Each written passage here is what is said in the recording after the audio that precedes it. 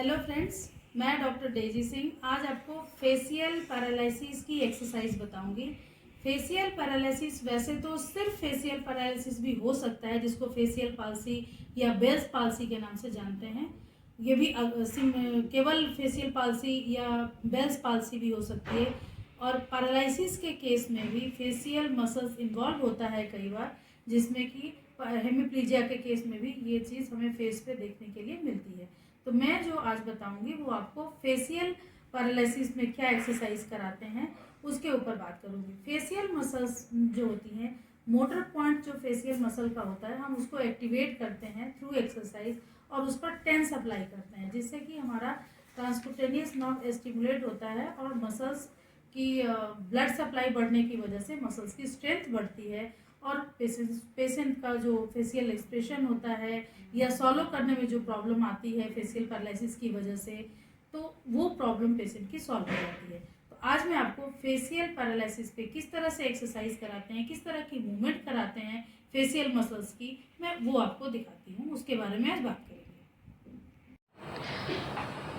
Paralysis के case में facial muscles भी इन्वॉल्व होता है कई बार, जिसमें कि मसल्स जो भी इफ़ेक्टेड साइड होगा उस साइड की मसल्स इन्वॉल्व होती है और उस तरफ का जो मूवमेंट होता है फेस का वो एम्बेडेड होता है, जिसकी वजह से पेशेंट को सॉलो करने में प्रॉब्लम आती है, पानी को अंदर लेने में प्रॉब्लम आती है और पानी जो खाना खाने समय बाहर की तरफ निकलता है। तो ये सब जो कॉम्प्लिकेशन है वो फेशियल मसल पैरालिसिस होने की वजह से होता है।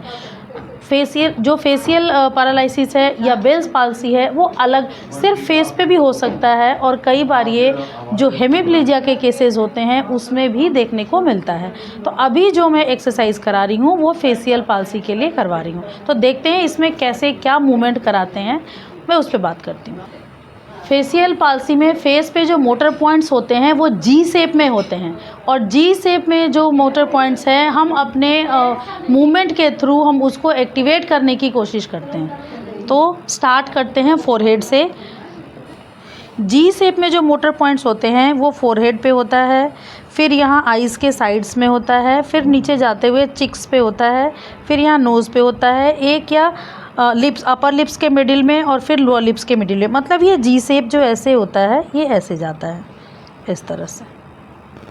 तो जी शेप में जो होता है हम अपनी मूवमेंट्स को चलाएंगे। सबसे पहले हम फोरहेड पे ऐसे अपनी फिंगर्स को ऊपर की तरफ स्ट्रेच करेंगे तो जो मसल्स डाउन हो गई हैं वो अपवर्ड आएंगी इस तरह से।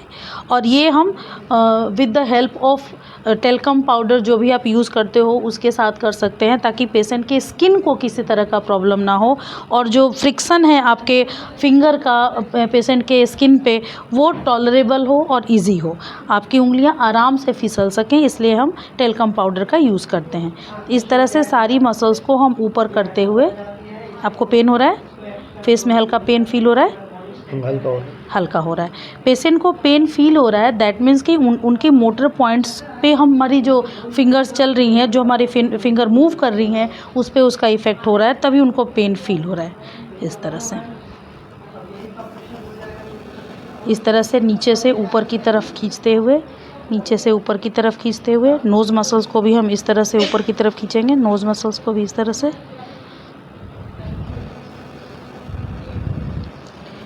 इस तरह से। ऑलवेज़ अपवर्ड, मसल्स को ऑलवेज़ अपवर्ड स्ट्रेच करेंगे, जिससे कि उनके चिक्स की मसल्स भी ऊपर की तरफ होगी और जो अपर लिप्स और लोअर लिप्स के बीच का जो मोटर पॉइंट है वो एक्टिवेट होगा इस तरह से।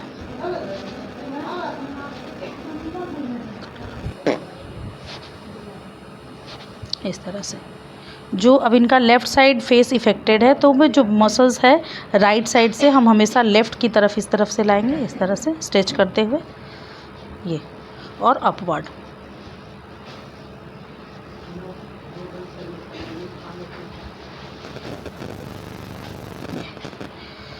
आइस को इस तरह से,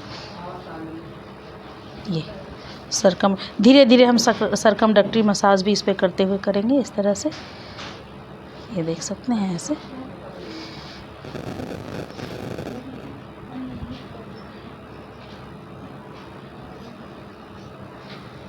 एक बारी में 10 एक बारी में 10 मिनट के लिए हम ये मूवमेंट कर सकते हैं, जिससे कि फेशियल मसल की जो मोटर पॉइंट्स है वो एक्टिवेट होगा। अब सीधा रखिए फेस। आईलिड्स के ऊपर भी हम इस तरह से स्ट्रेच करेंगे, ताकि कई पेशेंट्स में आईबॉल कंप्लीट बंद नहीं, आईबॉल जो है आईलिड्स को कवर नहीं कर पाती है, आंखें थोड़ी सी खुली हुई रहती है, तो इस मूवमेंट से वो आइज़ पूरी क्लोज होने लगेंगी।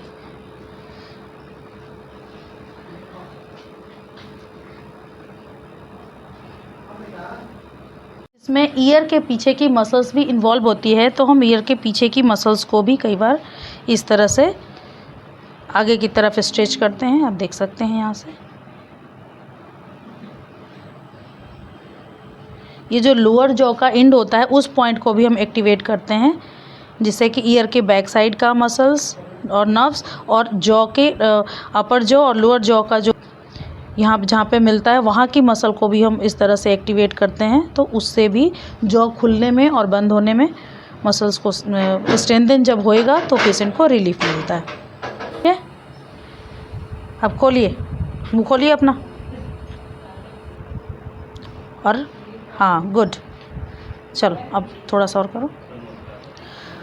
पेशेंट को गाइड करेंगे कि पूरे मुंह में इस तरह से हवा भर करके और उसको ब्लो करेंगे। ब्लो कीजिए, ब्लो कीजिए।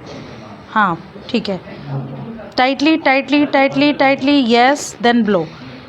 फिर हवा भरिए टाइटली टाइटली, देन ब्लो। फिर tight, then blow, tight, then blow. Yes, इस मूवमेंट को कम से कम 10 बार करेंगे। इसमें हम पेशेंट को और गाइड करते हैं जिसका कि विसिल नहीं बन पाता है। विसिल बनाने के लिए बोलेंगे मिरर के सामने खड़े होकर के और फिर अपने फेस को देखते हुए और मुंह में हवा भरना, मुंह को लेफ़्ट राइट मूव करना, ये सब पेशेंट्स को गाइड करते हैं कि वो घर में मिरर के सामने खड़े होकर के ये सब चीज़ कर सकते हैं। तो अभी आपने देखा कि कैसे फेशियल मसल्स का मोटर पॉइंट जो कि जी शेप में होता है फेस पे, हम उसको एक्टिवेट करते हुए मसल को स्टिमुलेट करते हैं थ्रू एक्सरसाइज, थ्रू टेंस, और मसल की स्ट्रेंथनिंग को इम्प्रूव करते हैं, जिससे कि पेशेंट को जो मसल पैरालाइज्ड होने की वजह से जो फंक्शनल इन्वॉल्वमेंट होती है, इम्बेडेड होती है, उसको हम कैसे ठीक करते हैं। तो आई होप आज की वीडियो आपको अच्छी लगी होगी, इन्फॉर्मेटिव लगी होगी। अगर अच्छी लगती है, मेरे वीडियो से कोई हेल्प मिलता है, तो please like and subscribe my channel. Thank you so much.